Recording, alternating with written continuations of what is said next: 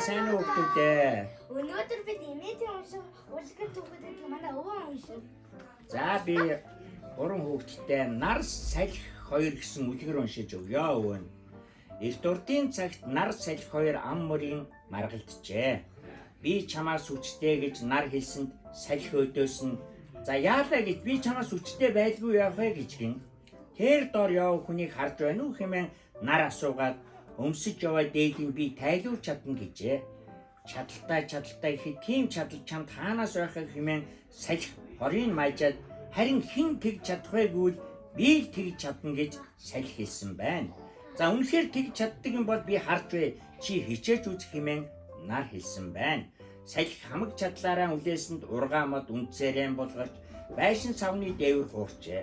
Гэтэл өнөө хүн ингэр холимоогон хямгадаад ажигч үгүй явж байна гин. Дээлэн нэр тайлсангүй.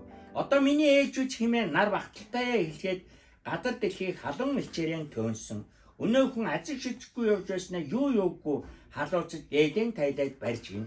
Наадан миний худлаа хэмээн нар зарлуу. Тэглээ чи дийлээ хэмээн салхи зөвшөөрсөн байна. Нар тэгээд салхийг дийлсэн байна шүү дээ тийм ээ. За дараагийн удаа хүүхдүүдтэй загс барьсан гэсэн үлгэр өвөө нь уншиж өгнө. За ёо. Баяртай. За баяртай хүүхдүүдээ. За